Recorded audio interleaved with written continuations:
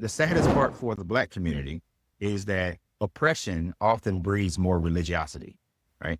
So this is one reason why you see Black people are more religious than everybody else, because we are, we have been oppressed more so than anybody else. And I personally experienced it by going to the PWIs and all that good shit. Mm-hmm. But white folks would look at me in my face and tell me, well, Sean, you're such a good one.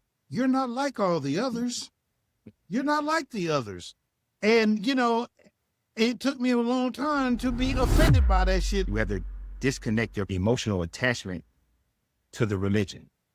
I can teach them all the knowledgeable things, the literal, of why this story is unreal. But until we take away that emotional attachment, all that knowledge don't mean nothing, right? Now, once you cross that river, then the devil goes away. It's like, oh, I left Christianity and now the devil's gone. Welcome to Prodigal, the podcast, where we discuss inspiring stories of self-discovery and transformation. Join your host, Don Jackson, and his dynamic co-host, Big Sean, as they lead you through captivating conversations, all designed to ignite your spirit and broaden your horizons. Whether you're on a journey of personal growth or simply enjoy staying up to date on the latest in culture, you've made the right choice. Get ready to be inspired, entertained, and enlightened. This is Prodigal, the podcast. Good evening, and welcome to another episode of Prodigal, the podcast. I'm your host, Don Jackson. Joining me, my co-host, Big Sean. What's happening? Man, how you Year, feeling? and I mean Donald Trump Day to you, baby. Oh my God, man. Wait, I mean, at the top. I'm just saying, Damn. how about that? All right. Well, we have a very special guest. Oh, yeah. This brother is on fire. He has a community, And does. deconstruction Christianity, and he's known around the world. And I'm just happy that, he took the time out to come chat with us. Hey, man. Ladies and gentlemen, welcome to the show, Coach Renz. Why the big booty say, hey? I appreciate it. How you doing? I'm doing fantastic. And Good. better to be on your show. I look forward to it. So here we are. Let's get it going. All Oh, right, yeah, man. you're Well, looking mighty good over there, looking like one of the original Buffalo Soldiers and shit. I Hey, mean, back- I'm talking about old black cowboy. I ain't mad at you, baby. We from Tulsa, Hey. Oklahoma. So you know what that is. I'm actually from Atlanta, Oh, shit. but I live in San Antonio. Oh, okay. okay. Oh, okay. I Okay, got you. okay, Alamo. Even though- Okay. still got popcorn and all that jazz. Actually, I put the popcorn company on hold as well as the cigar lounge. Been working, 7 days a week for the last 12 years. So, we're taking a little Yeah. time just to kind of sit back, recuperate, focus on the coaching company and the life coaching company, and, really and taking the Deconstructing Christianity podcast a lot more seriously and treating it like a company in itself. So we just took a step back, moved to San Antonio, and, the semi-retirement. And then we just see where we go from here. Man. All right. Awesome. Well, you're definitely doing a real good job, man. You do produce some real life content that people can really dive in. No matter how deep they want to go, they can listen to you and get pretty deep on some subjects that we don't talk about every day. Right. Scared about. Or scared to talk about, or Right. really take the time to go study that scholarship. You've been studying a lot of scholarship over the years because you get pretty deep with it. So, first of all, let's take it from the top. Today's society, with the election of Trump, with things that's going on with the tariffs, with this new dictatorship that is upon us, what say you? Right, that's a lot. Very Yeah. broad scope to look at. So the interesting thing about this, and I kind of talked about this on a video that I did a couple of days ago. Well, when the time this comes out, it'll be a couple of weeks ago. But one of the things that I talked about is the fact that with this, he was able to get into office by drumming up that religious right. And one of the side effects of that, though, is the fact that now there are more and more people who are walking away from religion. And one of those caveats is because religion is starting to impede in people's lives, trying to be forced in people's lives.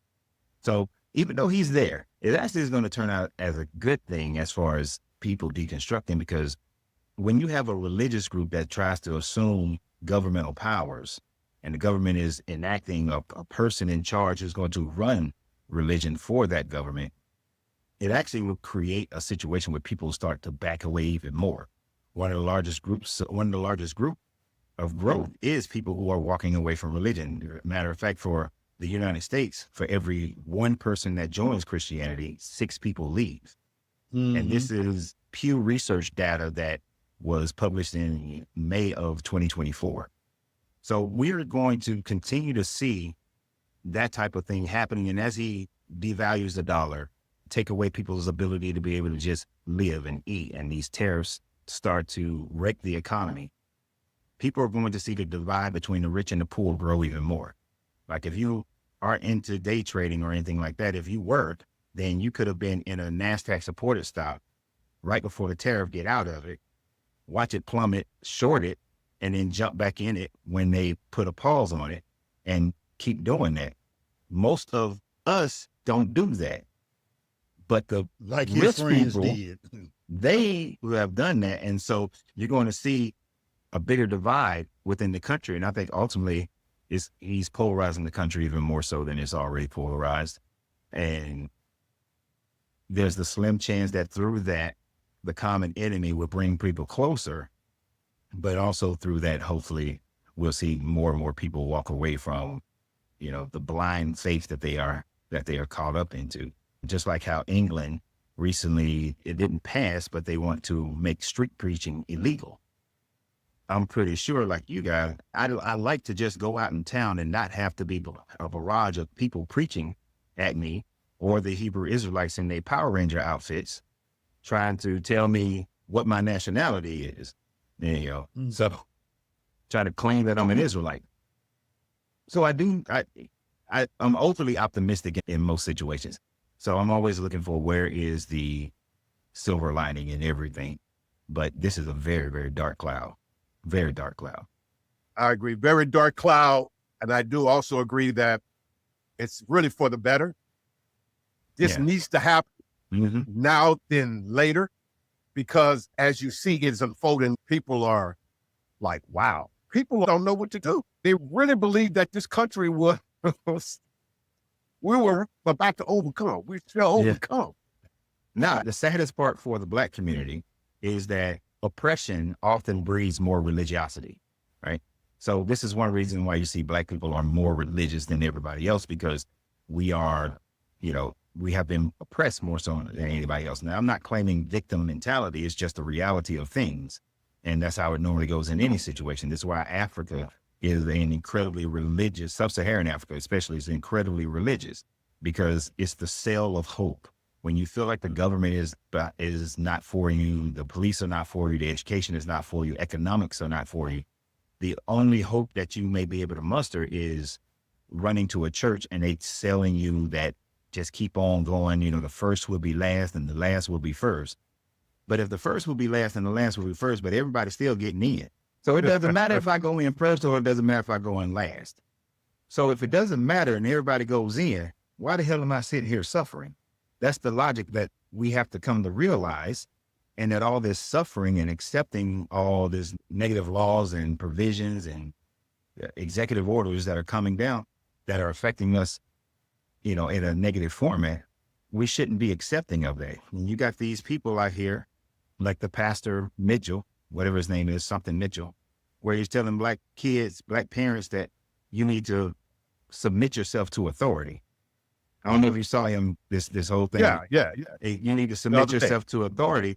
And the thing about it is, why should I submit myself to an authority that is designed to punish me and continue to punish me? If that was the case, why didn't, then Malcolm was wrong. Martin was wrong. Huey was wrong. Stokey was wrong. All these people who went against authority, and not for the sake of building the kingdom of God, went against the authority of man. And even though they look at Romans, where it tells you that whatever government God has placed above you, you are to obey it. Those men then were wrong. So the very benefit that this preacher has, he's saying that those people in the past should never have done it. This administration and many others have had people, they have people in place to keep the pastors in line so that they can keep the sheep in line. And so that's why they are so brazen with it, getting rid of DEI, getting rid of other programs in colleges and schools, trying to change the history books in America, trying to get rid of Black history in its totality. All these things they try to do in order to keep the oppressed at the oppressed level. Because if we had an equal opportunity to truly show how unequal we are, we would surpass many of their expectations, and we would surpass our own expectation. The church ain't Because teaching we that. have. Even at the most Yeah. oppressed states, we have surpassed what they expected us to do. Exactly. I mean, most of the time we look at Tulsa, but there are many cities where the U.S. highway system was designed to destroy Black communities. Like, really, if you do a deep dive into the U.S. highway system, you'll see that through Alabama and through Florida and through Georgia, they designed that highway system to destroy Black people, to destroy the economy, to destroy the wealth that was being grown, and to destroy the power base. Growing up in Atlanta, I-20 was built to divide and keep Black people out of downtown Atlanta. They did the same thing in Tulsa with Interstate 244. Right after they burnt up, everything on Greenwood. That's exactly what they did. Yeah. And that's what happens. That's the situation that we find ourselves under. But as long as we stay attached to this religion that tells you that you should suffer and that Jesus was a suffering servant and you need to still be a suffering servants. As long as we are taught that and teach our children that, then we'll always have this mindset, this mental block that keeps us in a suffering state and never allow us to grow out of, to actually, it talks about milk for babes and meat for strong men, but they want to keep Black people on milk, milk. That's why these churches don't really teach how to elevate yourselves, but just to hope and pray and hope and pray. And hope and prayer ain't done nothing for nobody.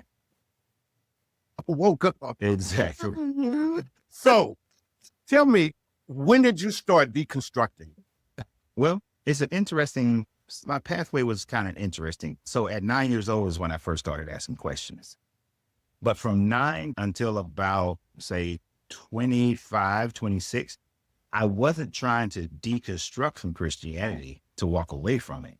I was trying to find the true knowledge of Christianity, the true version of Christianity that I believed at the time Jesus was actually talking about. Not what the Romans made, not what the Egyptians made, not what anybody else made, not what America or England or any of these places. What was first century Jesus teaching? So I was asking questions and getting kicked out of churches at a young age. I think the last time I was kicked out of a church, I was 12. And that's what my grandmother just told me. We got a little in common. Well, I always got kicked out of Sunday school. Yeah. Ask them questions. Oh, Sunday school, Bible study. I mean, I was in church Sunday, all day, Wednesday, then all day Saturday. I was in church all day. And I was actually trying to make Christianity work. And I was praying constantly. I went to the Marine Corps. I got the opportunity to go to Israel twice for 8 weeks during my first few years. Later on, I did get to go back again. Got to go to the Vatican. Went to the Vatican archives, a little bit of it. They ain't gonna let you just go all the way through it. Got a chance to go to a lot of the sites. Went to Mecca, kind of lied, told them that I was studying Islam at the time. I was studying Islam, but I went to Mecca. I got around. Got to go to all these places. It was beautiful and disturbing at the same time. The blind faith that I saw in Israel was one thing, but the blind faith that I saw in Mecca was a whole nother level of blind faith. That was blind faith. I kill you if you do something outside of what we are telling you to do. You pretty much have to swear that you are Muslim before you can even be let into the city. You have to participate in all the different rituals. If you just want to stand back and watch, you're liable to get locked up. So you had to participate. So I had to do my 7 cycles around this little stone, throwing my little rocks, Allahu Akbar and all that shit. I had to do all of it just for safety reasons. Right. So, correct. Dude, goddamn right. Alhamdulillah. Yeah. But get out of there. yeah. Now, see, at that time frame, I was questioning Christianity. That's when I first started questioning Christianity, is when I was studying Islam back in the early 90s. This is circa like 1992 when that happened. You locked up in jail or something when you just started to look into Islam? And I was in the Marine Corps. Most brothers, they go to jail and then they decide they want to become Muslim. Yeah. No, I didn't have any jailbird convictions. Oh, okay. Right. Yeah. I just asked. Yeah. That's what a lot of Negroes do.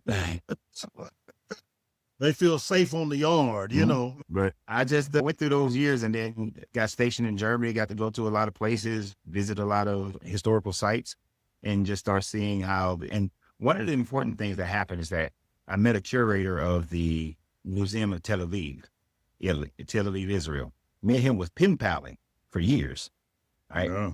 So I'm asking him questions. He's sending me where to go research it. But we didn't have the internet back then. All that process. And then it wasn't until I was about 27, 28 years old when I really started saying to myself, you know what? This stuff there's the possibility that I've never thought about. And that's that this may not be true. So for the next 7 years, that's when my true deconstructing started. But before, I was trying to reconstruct Christianity to fit a non-political, non-racial mentality. Trying to find the purity within it. But those last 7 years, from about 27 to 35, that's when I really started looking into the idea that maybe this just isn't true. So let me go deeper into the ancient religions. Let me see where these stories could have possibly come from. And that's when I started reaching out to archaeologists and linguistic archaeologists to find out about the Sumerians and the Akkadians and the Greeks and the Romans and the Aboriginals in Australia and so on and so forth. And that's when the world really opened up and the internet had came out. And so I was able to really, where other people were going to Google thisplace.com, I was going to thisplace.edu. I was going to Oxford's libraries and going to the museums libraries and digging deeper into PhD papers.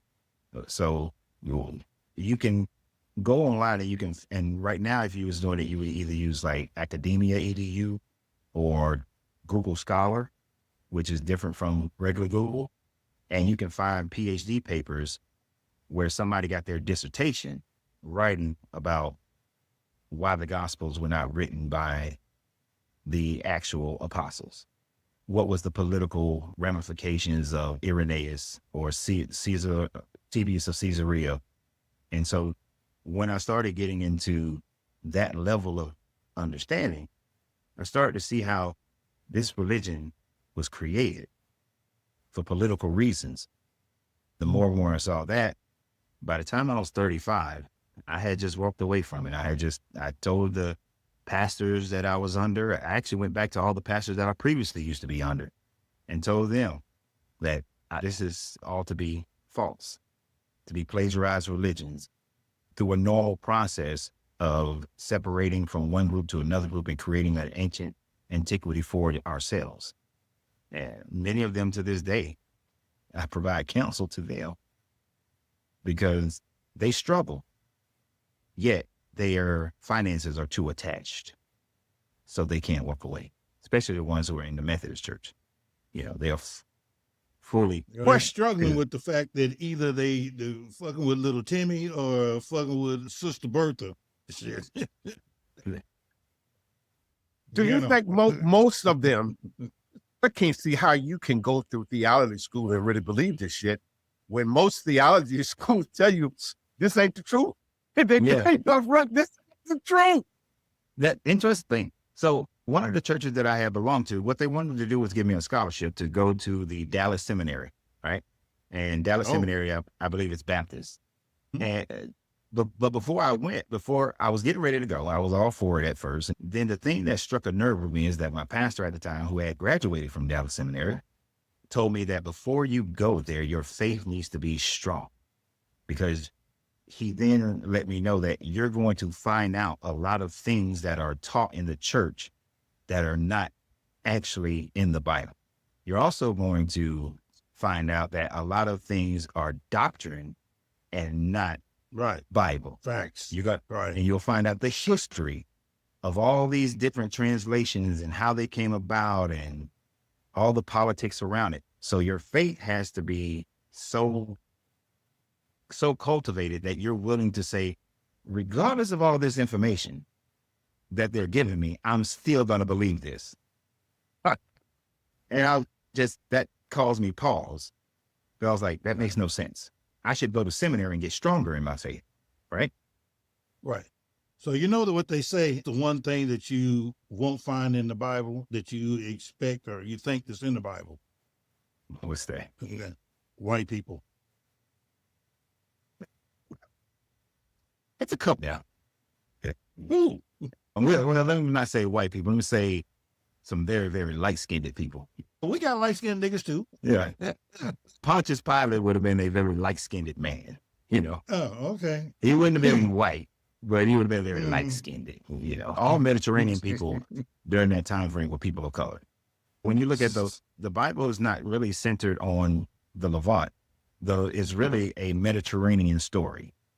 Because all those people weren't dealing with people in sub-Saharan Africa or over in India or in the Americas.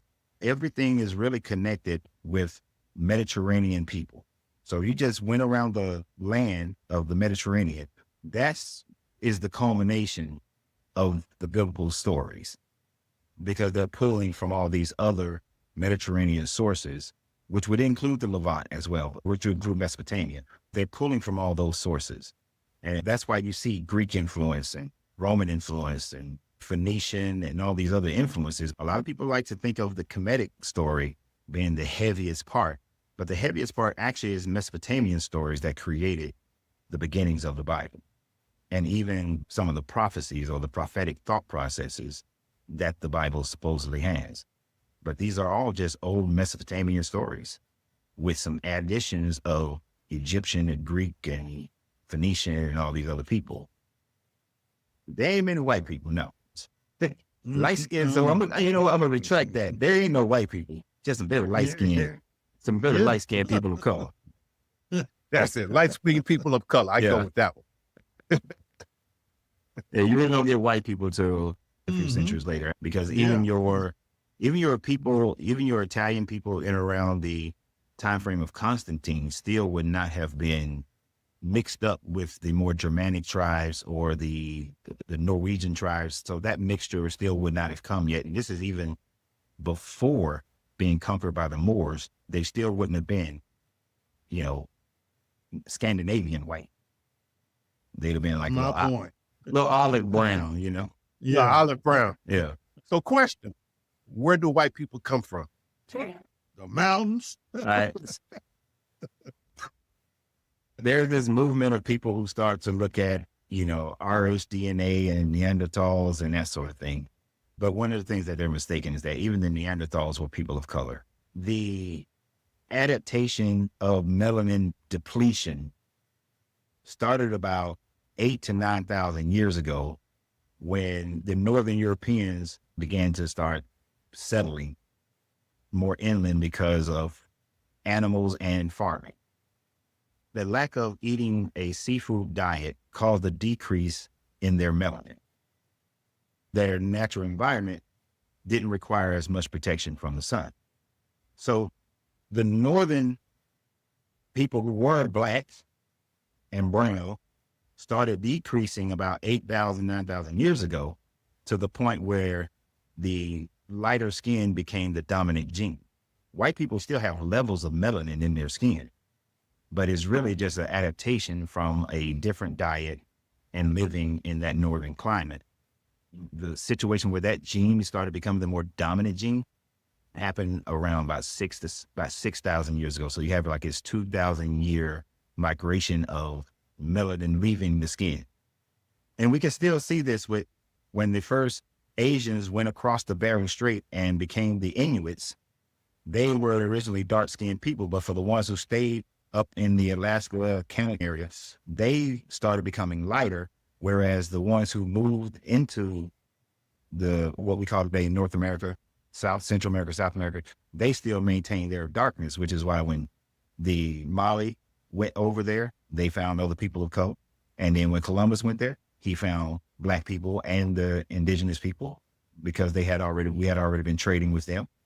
And the same thing with DeSoto and Cortez, and all of that can be found in their journals, that they saw tall Black men and they saw the brown skinned indigenous people who were there, and they had already been trading, and some had stayed there from other voyages when they had went over. But back to the thing, I can go off on tangents. But as far as the white people, there was no such thing as a white person prior to 8,000 years ago. You know, well, 6,000 to 8,000 years ago, that skin tone wasn't available. So that brings up a question. Since we're all the same, and that's how they became white, why they not like us? Well, calling a geneticist here. What do you mean by that? Let me be specific. I mean, when I say not like us, we as a people really don't have empathy. You have so many breeds of dogs, but they all dogs. But there are different breeds of dogs. Right. You got different breeds of human, and where we have a lot of melanin, they lack empathy. They have no empathy. I can't do that, man. I can't ride with that one. I can't ride with that one. I can see how that can be thought of. Okay, so even though we didn't get into it, even though we didn't say it, I look at myself, when I look in the mirror, what I see is an adept hermetic alchemist. So my mind, slow down. An adept hermetic alchemist. I would never call myself a master, but a hermetic alchemist is someone who sees the universe exactly how it is and tries to understand the natural laws that how the universe functions, that everything functions based on vibration, frequency, and energy, and that the mind is the creation of all things. The alchemy aspect of it is always trying to level yourself up from base level to gold level. So this is not only in how you treat yourself, but how you treat other people, but how you think. So I think beyond race. Race is an invention of man. Right. So it really doesn't exist as far as Black race, white race, differences, that sort of thing. But what does exist is people's brainwashed mentality towards it. So when we see the lack of empathy, it can look like the lack of empathy in the broad spectrum of white people. There is a certain level to that makes it true. Because when we look at the history, what we see is a total disdain and lack of empathy towards Black people. But that lack of empathy comes about because certain people in power, in their European structures, decided to brainwash the average European into believing a certain thing. And that belief is passed down from generation to generation to generation. In the same way Christianity has been passed down, my ancestors, when they first got to America in 1680, well, at least one of my ancestors, when they first got to America in 1680, Christianity was beaten into the first one. It was taught to the second generation. And then that generation taught. So all the way up until you get to me, Christianity was continuously taught, even though it was first beat. The lack of empathy towards Black people begins to initiate when Pope Nicholas IV writes a papal bull that says, hey, there are different races. The ones in Africa, they Black, go down there, conquer them, make them into slaves in perpetuity, and then, yes, make them Christian as well. They then, and now what they started telling people in the 1500s and 1600s, the political powerhouses of Europe start telling the poor people in Europe, we're white and they're Black. They are the curse of Ham, right? Which is actually the curse of Canaan, but they are the curse of Canaan, or they are the mark of Cain. Start giving them biblical reasons why the Black people must be subservient to the white people. And even though chattel slavery is valid in their book, in the Bible, they start telling them, you are a superior race to these Black people because God has ordained it. So that brainwashing took effect. The poorest white man, like LBJ said, the poorest white man is made to feel better than the richest Black man. then they teach their children that, and they teach their children and their children and their children. And so the lack of empathy becomes a social consciousness that is developed. A white person can have empathy if they're taught it, just like we are taught as well.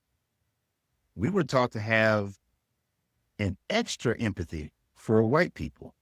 If you think about it, through slavery, through Jim Crow, through the Civil Rights Act, we were taught to give people and white people an extra pass. That's why them Karen tears be working like a champ. Karen calls the police on you. You find out that the Karen is wrong. But what do black people do? I don't want to press charges. I just hope you learn your lesson and all that bullshit. Yeah. But we've been brainwashed to think that we should give them an extra pass. But they've been brainwashed to think that they are superior. So even the most non-racist white person, to a certain degree, based on how societal norms are, has been brainwashed to think that they are superior. And so because of that superiority complex, there then becomes the lack of empathy. So that's why I can't say that they are genetically predisposed to a lack of empathy. They are just brainwashed to lack of empathy. Beautiful. Brainwash I and took take that approach. I was kind of being funny. I know. That approach to really unpack that and bring that out. That was beautifully stated. So if that's the case, how do we get out of this? It's not about wish you ever come, black people, let's get together. That'll never happen. We can't be So equal. wouldn't you say it's all about putting there, whether you black, white, whatever color, having the same mind, but a new frame of mind, understanding that we're all one and not a separate. And I think that's what's missing. Unpack that. So I think in order for us to get past that is we have to have a dissolution of religion completely. Like religion has to be looked upon as the mythologies that it is. Because within each of these religions, there is the superiority complex. The Israelites believe that they are the chosen ones of God. So there's a superiority complex in that they are the chosen and everybody else is just grafted in. But then the Christian feels as this, they were grafted in because of Jesus. And so they are superior because they get to go to heaven and everybody else is going to hell. These types of separation of we are righteous and you are paganistic or heathenistic, that whole paradigm has to be destroyed. And you find that in every religion as well. The Muslims think that they are the ones that's going to heaven and they are following Allah. They're doing it right. 40,000 denominations of Christianity, each one thinks they're doing it right. Yet they still have their caste systems and things of that nature. So very few religions measure up. So all religions need to be destroyed, taken away, given up. When we come to that aspect of it, and that takes away a little bit of the superiority complex, the next part comes in government. I know it, but as the governments are taken over by people who didn't grow up in these religious cycles and just have a base form of morality of thinking that I don't want to treat anybody any differently than I want to be treated, and that's a new paradigm that the Gen Zers and the millennials are more prominent in right now. As we see that group change governmental practices, then people will start to get more into that mindset. And then there's two other ways: warfare and total separation, which is unlikely. And the last one that I'm pretty sure Sean can appreciate is everybody start banging everybody. If everybody start banging everybody, then everybody's going to be somewhat brown, and then we just have nationalities to deal with. But if everybody just... You got one more. Hell no. No, not at all. Well, because we can't come together as a people. No. So we have to find like-minded people that change one at a time. There's only one way that we can come together as a people, in all honesty. The church literally has the power to do it. And that is, if the church started a process, let's say you were the pastor of the church, then just tell me what you think. You the pastor of the church. Every Sunday, you went through your church, you found out who all owns businesses in your church. and you vet those businesses.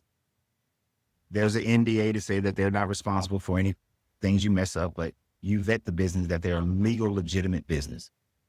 If every Sunday when you ask for that collection plate, you also instruct your parishioners to shop at these businesses first. All right. Now you also tell those businesses, when you grow because of the people of this church, when you look to hire people, you hire first out of this church. That will cause the business to grow. That will cause the dollar to circulate. People are now becoming more employed.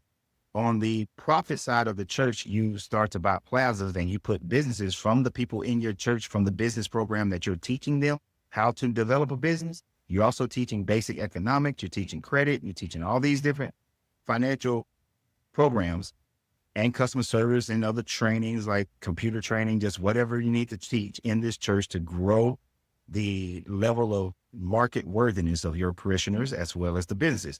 But you buy plazas and you put your businesses in this plaza. Hey, Sunday's over. Everybody, let's go over here. We got 5 restaurants over in this plaza. You know, this is why the church will have a business side as well.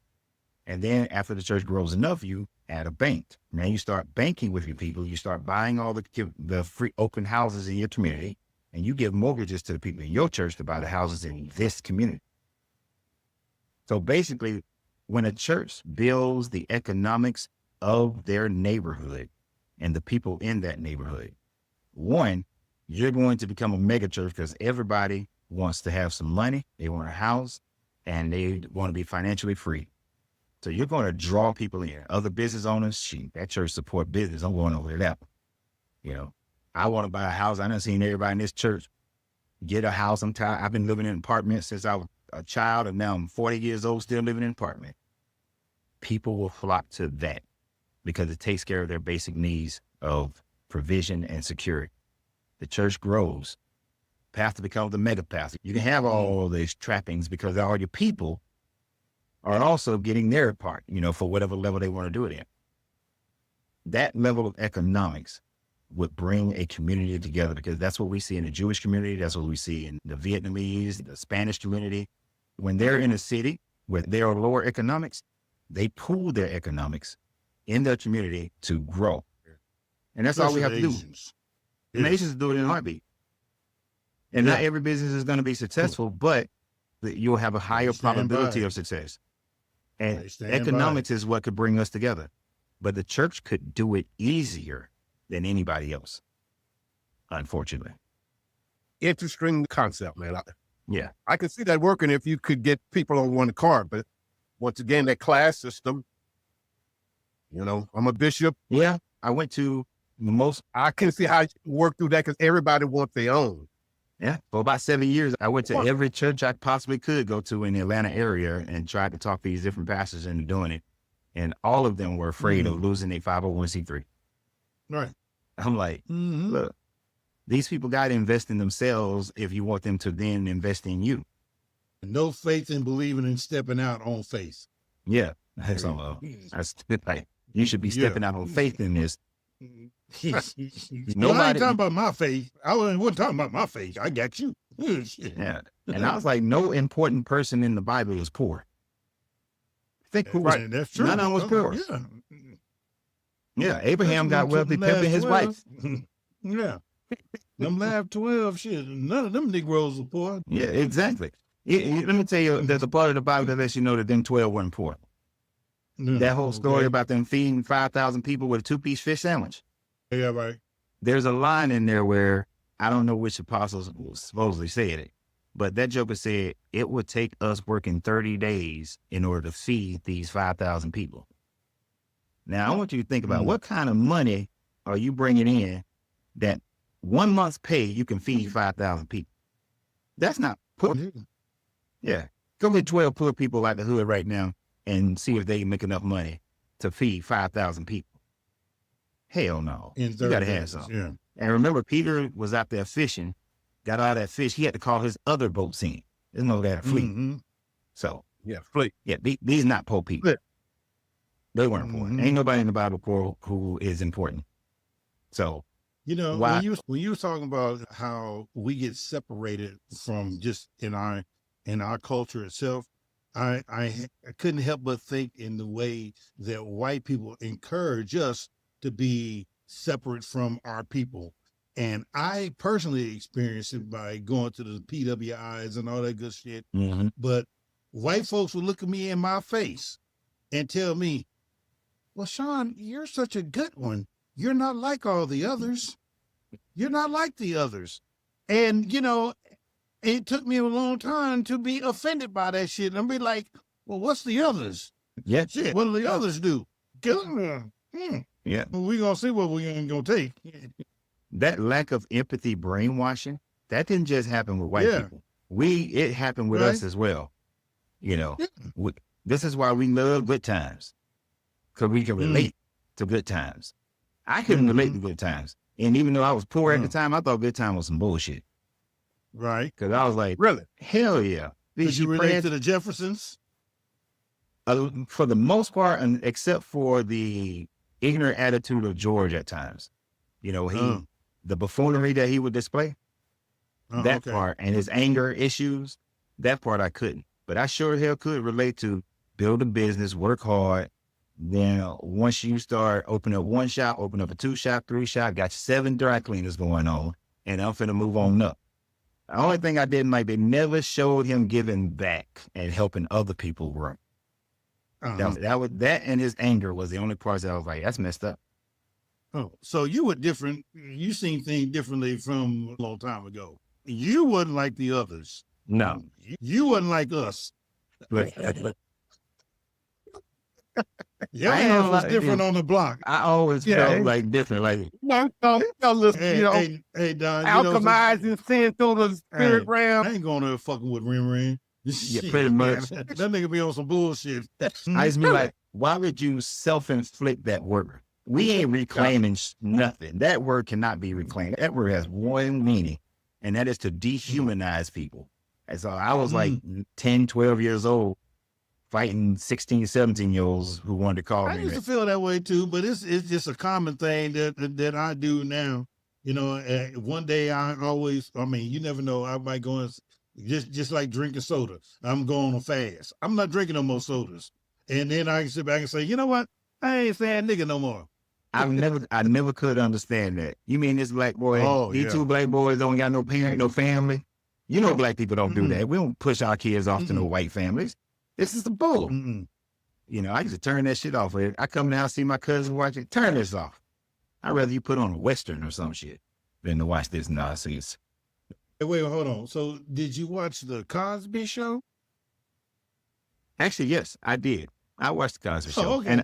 And I will watch that to this day. Regardless of what he did in his personal life, what that show demonstrated was uncommon for black media at that time frame. A healthy what he did black do was family. help a lot of black people. Yeah. He And reached back and give stuff. exactly. It was always doing that. And then one of the effects that it had in Atlanta was that all of a sudden he made college sweatshirts the fashion, right? Popular. So we was wearing college sweatshirts that we ain't never heard of. And subconsciously that didn't started exist. generating, Hillman. let's go to college, let's do better. You know what? I can be a doctor, my wife can be a lawyer, and we can still have this great romance. We can still raise our kids because somehow they always had time. Every doctor and lawyer I know, them motherfuckers work 12, 14 hours a day. But they, I wanted to be an attorney. I wanted to be a lawyer because I couldn't pronounce all the damn medicines and all the names, all that crazy shit as far as in medicine. So I said, let me stick with the law. It made me think about becoming a lawyer at one point when I was in high school. So yeah, I watched that show. Then of course we went back into the whole gangs and shooting everybody and all that shit was promoted. And so that's the thing. It's a constant brainwashing that's going on. Yeah, they always try. There's always a process of their program that's trying to brainwash people into following a certain path to keep people separated. They also want to keep us separated from the disenfranchised white people and the disenfranchised Spanish people. Because if all the disenfranchised people came together, the whole power structure falls apart. So they want to keep us all fighting each other, just like they did in the 15 and 1600s when they told that poor, broke Irish man, hey, you might be Irish and I'm Anglican, but you're white and they're black, and so you're still better than them. So even though the Irish were treated like trash when they came to America, the Irish still thought they were better than the black people who was living the same way they was living and being treated the same way that they was being treated. Until... You know what, Coach? I'm just going to say, man, just sitting here, I would love to sit in some type of master class with you. Do you do anything like that? You tell me where you going to be, what you can be, and shit. I'm going to fly out and sit in the audience with your ass. Well, actually, you got anything coming up? There actually is. We are actually planning in November. Now, even though I have a webinar that's going, I will constantly have webinars that you will be able to see on my channel at different time frames. The next one, that we're doing, and depending upon the publishing of this, on May 4th, I'm doing one on a very deep dive into the flood story and how the Noah's flood is an impossibility to have happened, and where did this information actually come from. But I'll also be doing ones on the Exodus and so on and so forth as far as a webinar. But then in November, we are planning to have a meetup seminar, a physical in-present meetup seminar down in Corpus Christi, Texas in November. Oh, okay. Haven't solidified the date yet, but that is something that we are working on right now. You said right down the street. Where you at? Yeah, in Dallas. Oh, shit. Well, you're 4 hours away from me right now. I live in San Antonio. I know. I'm a 72-minute flight from Dallas to Corpus Christi. Yeah, so we're going to do that in November down in Corpus Christi because we plan on moving to Corpus Christi. Keep your ass off of SPID, though, whatever you do. SPID? What's that? South Padre Island Drive, yeah. I'm going to go down there. They say it's real strong. People, baby. Yeah, buddy, I'm saying they see your ass with that cowboy hat, they going to be thinking, hey, yeah, because I love you, I'm only trying to tell you some real shit, okay?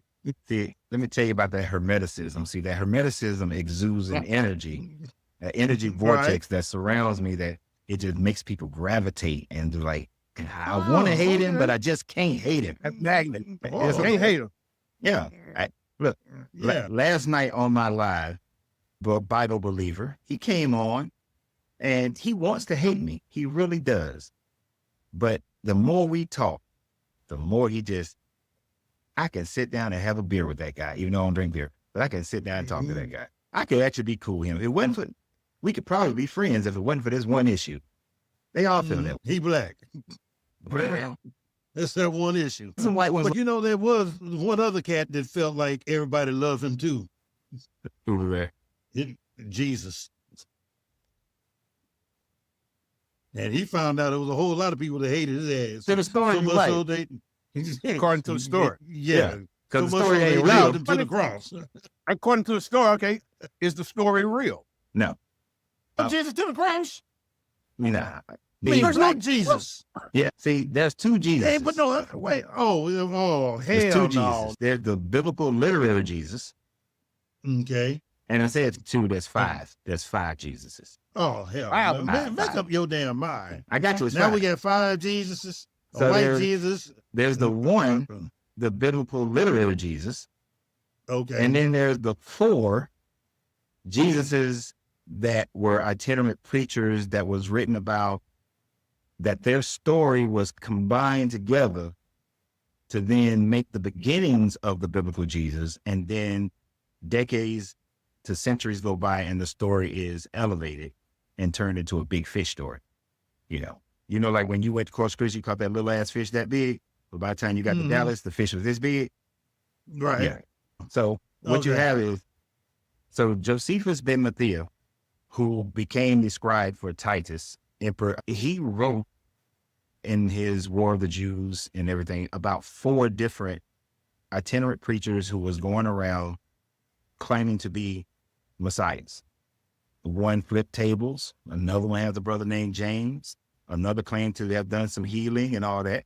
But now many Christians jump on in Josephus where he writes, and they say he wrote about Jesus. Well, we found that that's a lie. He never said that Jesus was the Christ. But so Josephus writes about 4 different people named Yahshua, which was a common name. It was like John in America, right? Mm-hmm. Okay. So it was a common name. And these people were all claiming to be Messiah types. They were revolting against the Roman rule in the name of Judaism. So because of this revolt, these constant revolts that was going on every year, Pontius Pilate was killing mugs every year who was claiming to be messiahs. So bad was Pontius Pilate that he was called back to Rome, but thankfully the emperor died before he got there because he was going to be punished for being so cruel, right? So, because Augustus was calling him back. But then this Josephus writes about them, and then Vespasian gets the bright idea. Vespasian realizes that in order to stop the Jewish people from revolting all over the Roman Empire, because the Roman Empire's job is to keep the empire together and expand it.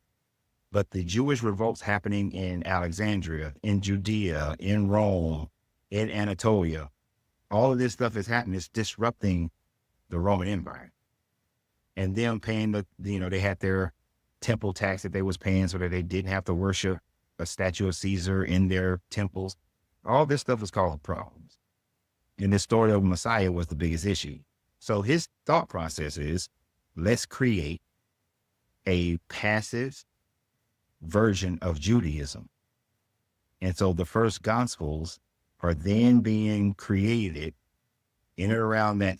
It wasn't actually the Gospels yet, but the first storytelling starts happening in and around that time frame right before Paul, right? So you got this around 50, 60 CE time frame that they're starting to tell this story. Paul picks it up. Or Josephus writes these letters as if he is Paul. And it's between Josephus, Bimathea, Philo of Alexander, who was a Hellenistic Jew who was a tax collector and running things for the Roman Empire in Alexandria, Egypt, and the Herod that was in place at the time frame. So they start this story and it gets picked up about this Messiah who came and he healed people. Basically, you get your Mark version of Jesus. But Paul writes about this pacifistic Jesus, that you just got to believe, kind of Romanized version of Jesus. And that story gets bigger and bigger. So then Matthew, somebody writes Matthew, what becomes Matthew? And that story, let's add a few more miracles. Let's make him a little bit more magnificent. Plus, we really want this to be angled at the Jews. So Matthew is written to the Jews, right? And then Luke comes along and John comes along, and the story gets bigger and bigger as each one of these are told. More and more miracles happen. You find miracles in John that you don't find in Mark. So your fish you caught, but by the time you ride 5 hours to Dallas, your fish is this big. So the story just gets bigger and it keeps just growing. So Vespasian is thinking it's going to calm down the Jewish people. They're all going to convert because they believe this Messiah was coming. Well, it didn't work. The Jews, they actually creates 2 religions that are now fighting over the same God. And then you start having breakdowns even within the religion. And these breakdowns happen immediately. You got Gnostics, you got Lucians, you got Valentinians, you got Marcions, you got 11 different denominations of Christianity in first century. When Constantine finally in 325 says, okay, the Orthodox Christians who are in my army, that's the type of Christianity that we want. And so they start following, they create that and they go off and they kill off. Ignatius creates the canon that is agreed upon about 25 years later, 25, 30 years later. And then around 381, you get Emperor Theodosius comes in and he declares Rome a Christian nation and kills everybody who disagrees. So now you got the Roman army behind it. So to go all the way track back, the story of Jesus is based off of the accounts of at least 4 different people that Josephus wrote about that was never claimed to be the Messiah by Josephus. And based on his writings, the Marvel comic books version of Jesus is then created. and it's called the New Testament.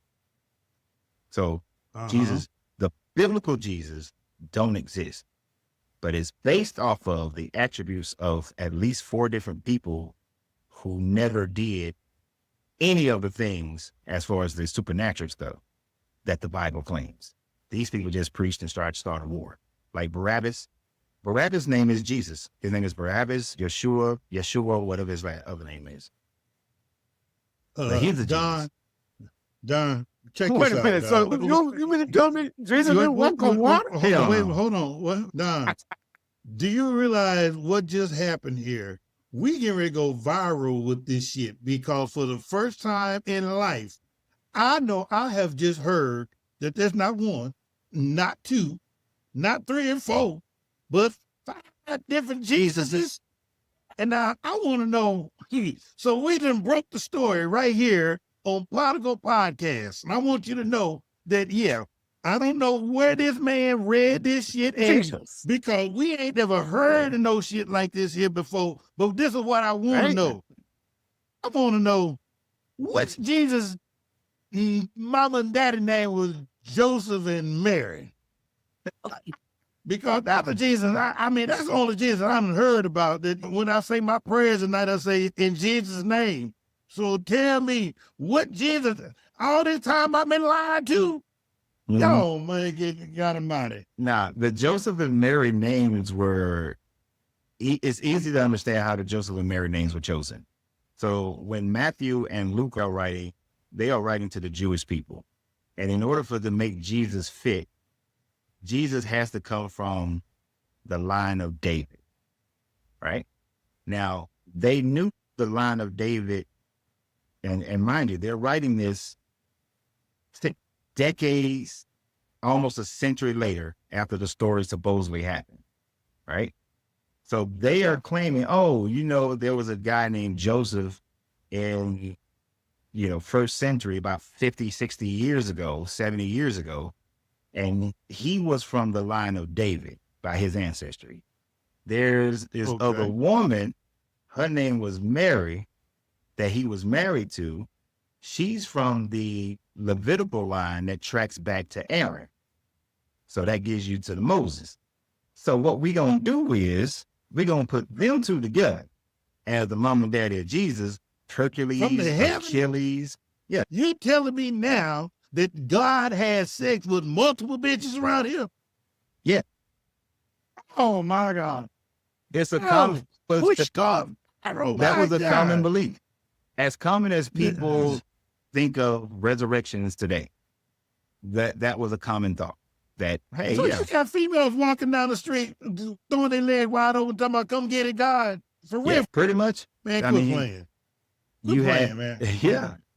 If you think about a lot of the Greek stories, a lot of the Mesopotamian stories, the Babylonian stories, gods had sex with women and they produced demigods. Even within the own literature of the Old Testament, the Torah, the B'nai Elohim came down and had sex with the men, the daughters of men, and produced the Nephilim, who were, and it always weirded me out. It first says they were great men of renown. Well, that's a positive thing. So they had sex with them and there was a positive thing because of the babies they had, but then later on, they become evil, But the only reason they became evil because the book of Enoch, which wasn't written until like 300 BCE, said that they became evil. Prior to that, in Genesis, you don't really see them becoming evil. God just says everybody became evil. All because of Apple. Yep. Apple, pomegranate, banana. Man, that's some good stuff. We got to go to this master class, boy, in Corpus Christi. I got to sit here because I want to know how in the hell this man know all this stuff. What books? How many books? Man, let me see your library. Pan the camera around to your library because I want to see what all these books and shit you done read to get all this different information. Well, part of my library was lost 10 years ago. What I do have is downstairs in boxes. But I got to say, over the last probably 15 years, it's not books. It's PhD papers. It's going to museums. meeting people, meeting curators of museums, becoming acquainted with them, and then gaining access into the bottom of a museum. Any museum you go to, they're only showing you about 10% of what they got. Right. But, becoming friends with archaeologists, at least to the point where we're sharing information. Like John Anthony West was an archaeologist that I used to communicate with back in the day before he passed away. And he was an amazing Egyptologist who refused to just go with the status quo. He's the one who realized that the water weathering on the Sphinx identified the Sphinx as being around for at least 13,000 to 26,000 years. Wow. So the whole idea of Khufu building the Great Pyramids in 2500 BCE is a lie. So, but PhD papers is primarily how I've studied for the last 15, 20 years. So when it comes to introspection, any of this revelation either comes to introspection, or you're just mostly going off of the papers that you read, the scholarship that you've been. A lot. So I'll read all the information. Now that's just the analytical part of it, right? All right. And that's just the intelligent part. Correct. But then I sit down and I meditate. I meditate every day. And I sit down and I meditate on that information. And the more I meditate on it, it's like in my mind, I start seeing how pieces start to come together, where the spider web weave starts to make the pattern. And so first I do boil it down to this thing called the trivium. So the trivium is get all the facts. Now sit and come to an understanding of those facts. Now, once you come to an understanding of those facts, put those facts into practice so that they're tested. Whatever the results are, those just are the results. Now, if the results don't seem right, go back. Maybe there's some more facts. Maybe there's a different understanding, and put it into practice. The scientists do. And then I just do it on an esoterical level as well, where, it's like, okay, there are laws of science, laws of the universe that we don't know. They're enacting upon us at all times, but we don't quite understand how is it that I can have an idea and then you could be on the other side of the planet and have the exact same idea. Mm-hmm. There has to be something in the esoteric thought process of every thought is a frequency and wavelength and goes into the ether, and every person can pull down information from that. Energy. Right. Right. You got consciousness. You got that ground field. Yeah. And all of us tapped into that ground field. Exactly. So because of entanglement, everything is connected because of entanglement. Yes. No Willie, no Jada. Exactly. So in the field, whatever you want to call it, everything is there. Everything is a possibility in the field. Right. So therefore, whether I pick it up, you pick it up, he pick it up, because right now, I am you, you are me, he is him. We're the same source. We're like God playing chess by himself on different timelines, because it's only one source, different avatars, different thoughts. We're a thought. That's it. We're just a thought playing out in the mind of God. Yeah, you sound like a Hermeticist, because that's exactly where Hermeticism teaches, that the all is mind and all of creation exists in the mind of the all. And we exist as the physical matter of the thought energy that proceeds from the mind of the all, and we replicate that ourselves. When you have a dream or you daydream, you are creating a universe in your mind. And for the time frame that is created, it lives.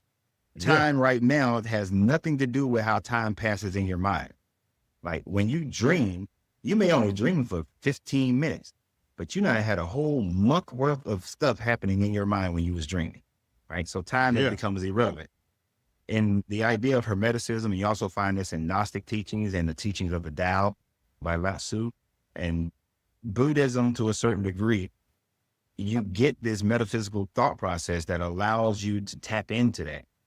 But most people they restrict themselves from being able to tap into it. And so, but through processes of meditation, I use to help me get into the right vibrational pattern to be able to meditate in such a way that the information can be downloaded to me.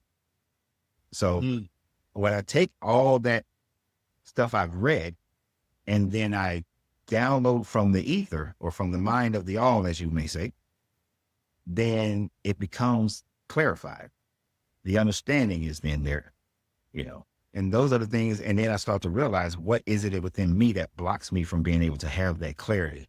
So for about 15, 20 years ago, I started working on getting rid of all fear, getting rid of all guilt, getting rid of all shame, getting rid of the loss of love, getting rid of the disconnections, stop lying to myself about myself, and then releasing earthly attachments. It's basically, that's the pathway of opening your chakras, right? It's not so much that I'm like fully like, oh, chakras is the shit, but it's just a pathway to get to a certain point of enlightenment. So as I utilized that technique and got past all of those things, so about 10 years ago, when I really got past 99% of all that, it's like so much information became clarified. All this stuff I had been studying became clarified. Data is just pulled. I didn't prepare for today because I had no idea what we was going to talk about, right? We didn't either. But everything just pulls its Holy Spirit. Yeah. It's like knowledge, something that I studied 20 years ago, all of a sudden it becomes relevant, and all the information comes along, and all of it is, becomes concise, as if I just read it 30 minutes before we got on here. And the information that you downloaded then is now applicable. And, for the journey that we're on here with this podcast, I just like to say, brother, I really appreciate you, because you opened up my eyes to a whole lot of things. Especially, I'm getting ready to go and investigate for myself about all these 5 Jesuses. I'm going to ask my mama about that. Hey, you know about these 5 Jesuses? Y'all been lying to me? What happened? Your mama might catch some hands messing with your mama. Boy, get out of here with that mess.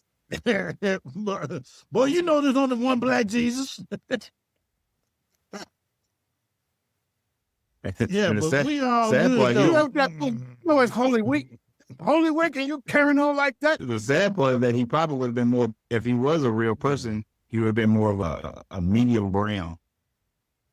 Yeah. With the incursion of Greeks and Romans and all that, he probably would have been a good medium brown. So you saying he ain't from Bethlehem? He wasn't born in no manger. No. His mama got done like a whole lot of those women back in them days. They was walking around getting ghosted. They just picked a family that nobody would have anything to say about. They wouldn't be able to question them. And created a history. Because they were poor. That doesn't exist. Wasn't poor? Hell no. Oh, man. No, Joseph was. There's a couple things to let you know that Joseph wasn't poor. Okay. The first thing that let you know that Joseph wasn't poor is that Joseph was a tradesman. Now, even though they like to say he was a carpenter, it's most likely because of the lack of wood and the fact that near Nazareth, there's an ancient Roman rock quarry. He was most likely a stonemason. Now, stonemasonry is a high-paid job back then. That's skilled work. His family is supposedly attached to the line of David. They not poor. That's like, even though the Carnegies and the Rockefellers of today aren't as rich as the originals, they still ain't poor. Right. Like, so that's one issue. He's not poor. He would have never been attached to Mary if Mary's family was part of the Levitical line, and with Elizabeth and her husband. So they don't mix up poor people and rich people. So he would have never been matched up with Mary. It's another reason why. And another reason, this is hugely telling that most people don't realize. He was allowed to, according to the Matthew, Matthew or Luke, according to the Matthew version, they picked up and went to Egypt, right?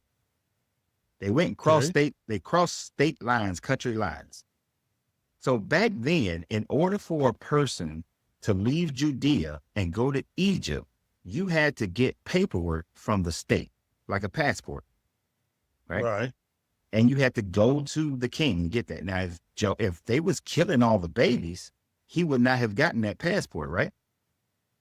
But he was able to just pick up and go to Egypt. The only people who had that type of free passport to go anywhere, anytime, were Wealthy people. craftsmen, wealthy craftsmen. You didn't have to be wealthy, but you also had to be a craftsman. You weren't poor.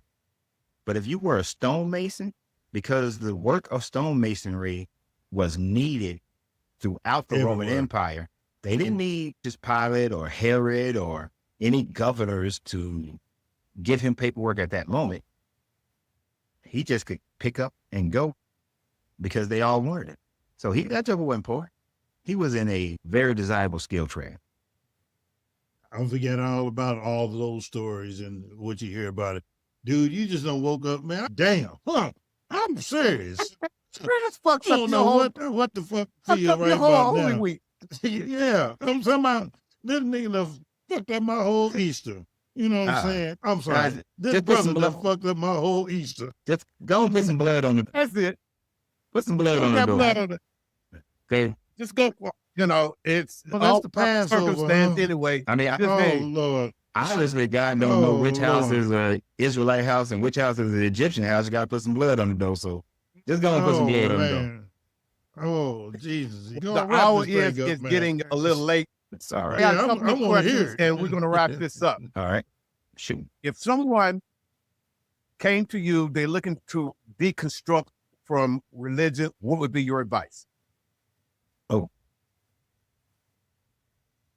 So, shameless self-promotion would be to contact me and let's get some coaching session going. Okay. That will be one way. But because and the reason why I say that it needs to be some outside intervention is simply because maybe they can follow a page like yours and pages like mine and be able to gain a lot of information. You have to disconnect your emotional attachment to the religion. I can teach them all the knowledgeable things, the literal, of why this story is unreal. But until we take away that emotional attachment, all that knowledge don't mean nothing, right?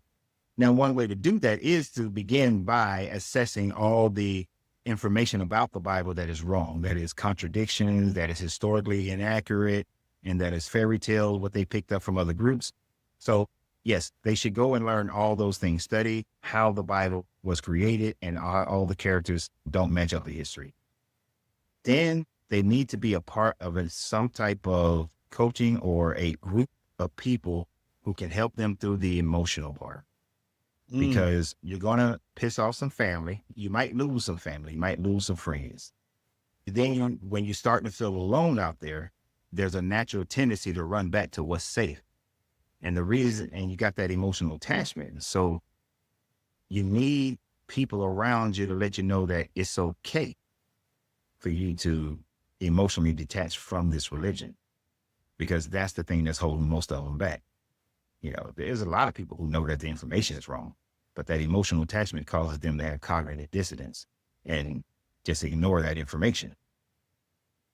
So as one deconstruct, they're going to run up into the dark night of the soul. Mm-hmm. And to me, if you can cross that river, it's home free after that. Once you cross that river, then the devil goes away.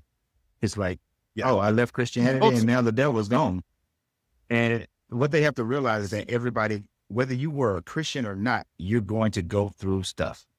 You're going to go through emotional stuff. You're going to have issues. You're going to be deconstructing, and then something traumatic will happen in your life. And you instantly think, this traumatic event is happening because I left Christianity. But the reality is, it's happening because there's a line of decisions that you made or that other people made who can affect you that created this situation. Even if it's something that seems like an accident, there is no such thing as luck, chance, or miracle. It is simply cause and effect.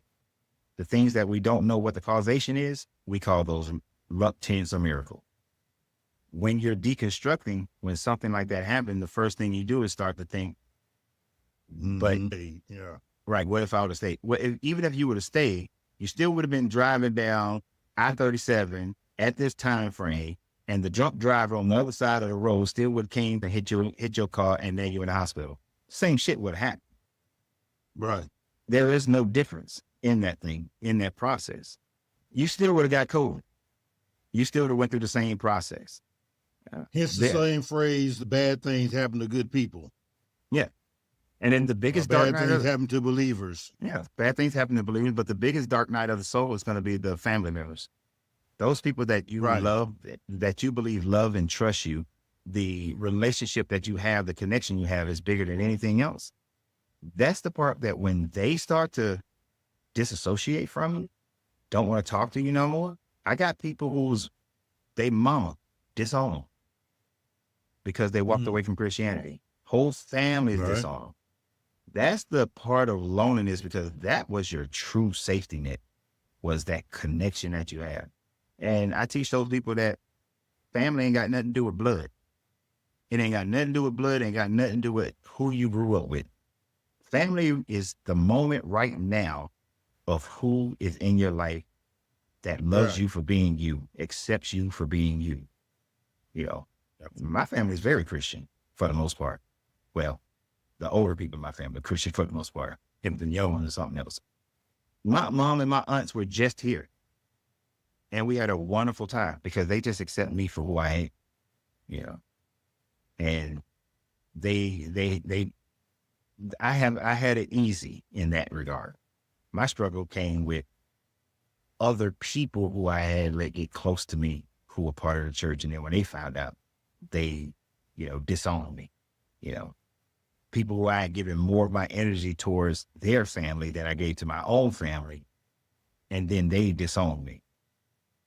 So when they go through that, you really just have to realize you have to have somebody there with you that'll help you understand that that was your family, but that was predicated on you being just like them in this regard. Now you need to find a true family of people who just accepts you no matter if you agree or disagree. Love me where I'm at. Yeah. Love me where I'm at. Which is funny. The Bible book tells a little Christian they're supposed to do that, but they don't do it. This Jesus supposedly still loved everybody regardless if they believed him or not. No, wait. The literary, the Paul Bunyan Jesus. Yeah. Who lived not away in the... What happened? Oh, Lord, have mercy. So the exact answer is, I don't damn know. Ain't nobody been there, came back and told me. Man, that's why I like you. You ain't afraid to say what the fuck you don't know. No. Now, my best estimate based on the scientific and esoteric knowledge that we have available right now, your consciousness is an energetic thought that's within you, that lives inside of this poverty suit that we call a body, right? Mm-hmm. When you die, when the body stops, because there's no such thing as death. It's just a transmutation of energy from one state to a next state, which has been a continuous process for all eternity. Okay. Your consciousness leaves this body. For most people, that consciousness is just going to disperse out and cease to exist as shown. There's no more showing. Now, there may be a core of your consciousness. That consciousness core may pull in other like energies, because what we do see in the energetic spectrum is that like energy comes and attaches itself to other like energy. Maybe that consciousness goes on to another realm, comes out as another person. It damn sure ain't gonna be a cow or a goat or a piece of grass, nothing like that. Mm-hmm. But for most people, that consciousness is just gonna disperse, and you will never be shown again. Even if you came back as another consciousness and another human being, because of all the life experiences of that human being, it's somebody. I believe. Now, I do think if we raise our consciousness up to a higher level, that when we leave this body, that consciousness can stay intact. And if it can stay intact, then it can manifest whatever level of existence that it's prepared itself for on some other dimensional plane of existence. But most likely, your shit just gonna disperse.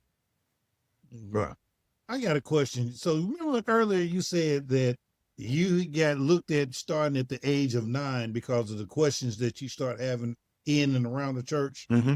So around 9 for myself, I had the same question. You start asking questions. And one of the questions that I carry on to this day, and now that Don has brought you into this platform and it just, brightened my whole horizon and enlightened me on a whole lot of things, I want to ask you this one thing because I believe you have an answer for me. And it is simple. Out of all the 12 folks that was sitting around the table with Jesus on that Last Supper, and everybody we know was wealthy who was at that dinner, correct? Mm-hmm. They assumed to be some wealth. Okay. Right. So I want to know, when Jesus died, what happened to them mothers? Because you ain't heard nothing else from neither one of them, and can't nobody tell me where not now one of them is buried. Where not one of them's family, son, daughter, wife, husband, whatever. Can't nobody tell me where them Negroes is buried. I just want to know. And ain't nobody been related to them.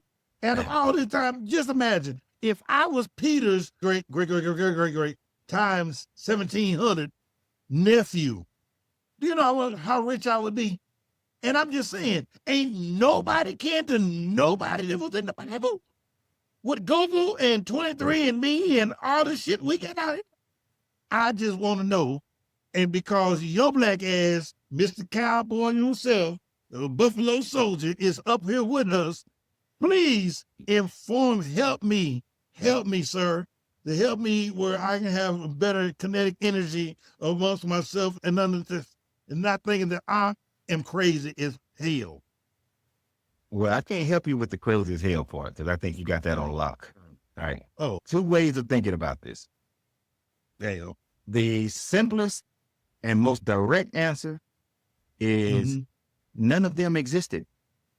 So, therefore, you are not going to find a grave, or you're not. Oh my God! Nor will you find a family lineage. We gonna fire on this bitch. Wait a minute, John. It's deeper than that. Lord. You're going to get the esoteric people who are going to come up and they're going to say, well, each one of the disciples represents one of the 12 zodiacs and Jesus was the sun. And so they're going to go into all this bullshit. But the zodiacs is a bunch of bullshit as well. They are literary characters that were added to the story to give it that kind of thought process of 12, because 12 is popular. The Egyptians, Hero, had 12 followers. Dionysus had 12 followers. And yes, a lot of it was representing the 12 zodiacs. So Jesus then got to have 12 as well. There's 12 months of the year, so we got to have 12. Well, 13 months of the year, got to have 12. Jesus represents the 13. So you got to have all this bullshit. So the books are going to be written to imply those things, but none of these people existed. Let me put it like this. It wasn't until 180, when Irenaeus named the books Mark, Matthew, Luke, and John.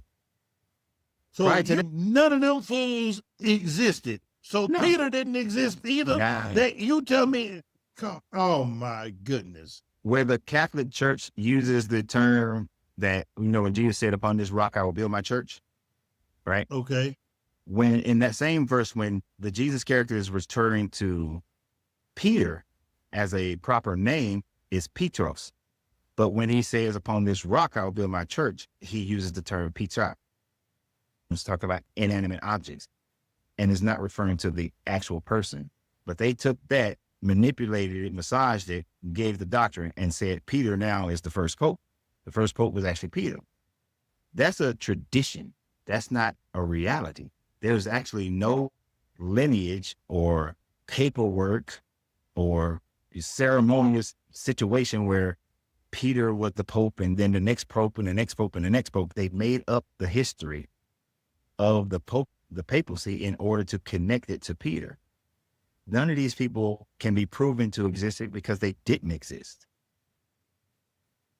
Well, there you have it, Sean. Yeah. All my life, I just been wanting to know, where are these Negroes buried at? Ain't nobody said they kin to them or nothing. Well, see, And I guess that explains it. And that just crushed my childhood thing. I used to always say, if I had a character that I was more like in the Bible, I always say I'm more like Peter, only because Peter cussed and he still loved God.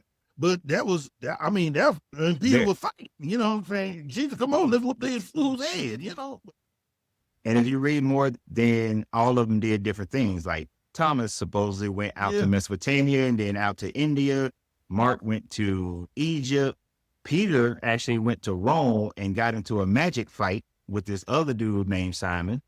And they actually caused the dude to fall and break his neck when he was up in the sky flying.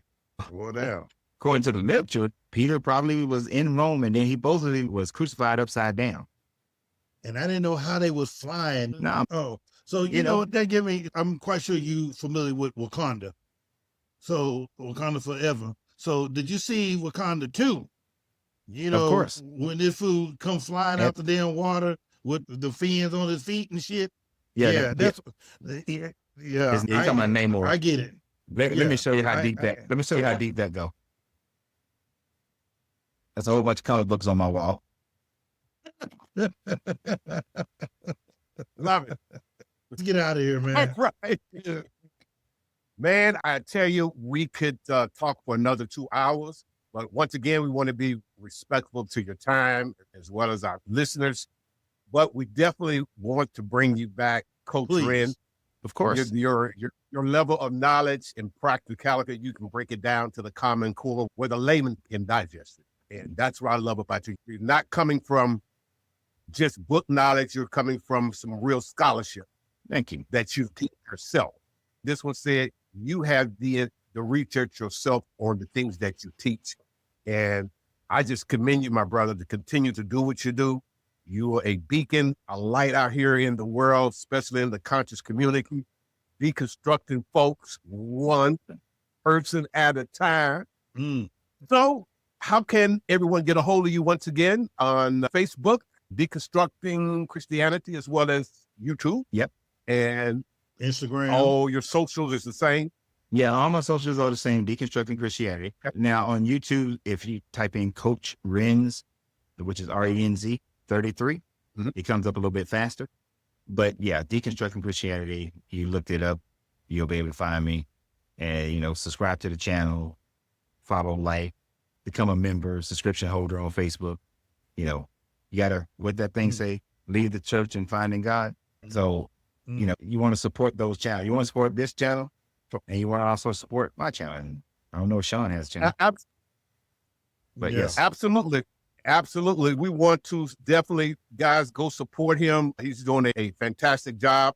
But of course, it does cost to keep the lights on. It costs to produce shows. We're not asking for your tithes.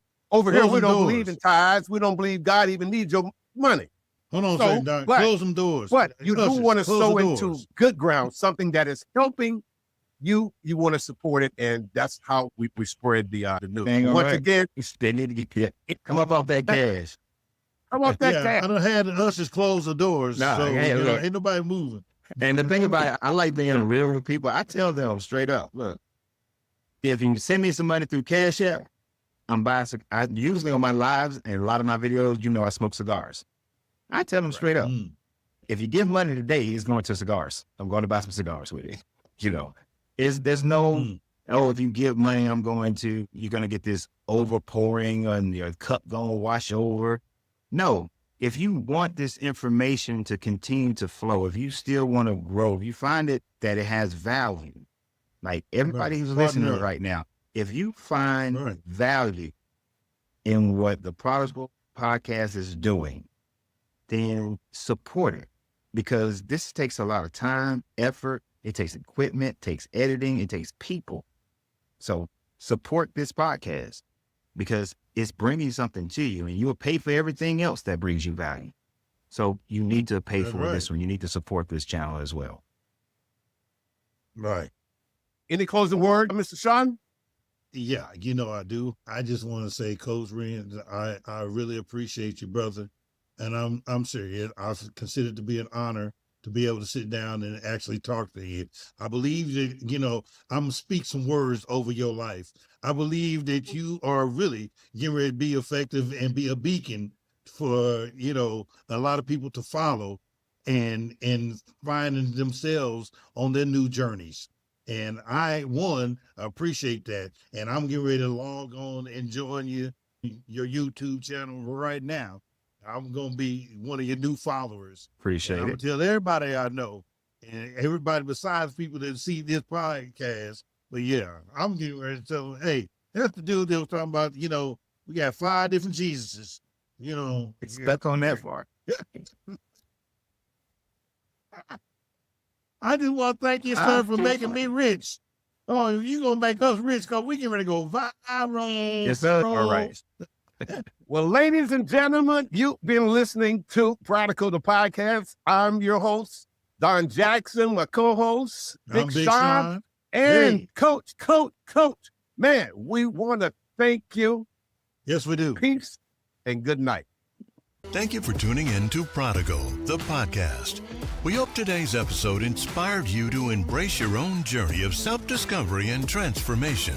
Don't forget to follow us on social media and subscribe to the podcast so you never miss an episode. Join us again next time as we continue to explore the ever-evolving world of culture with your hosts, Don Jackson and Big Sean. Until then, keep discovering, keep transforming, and keep being the amazing person you are.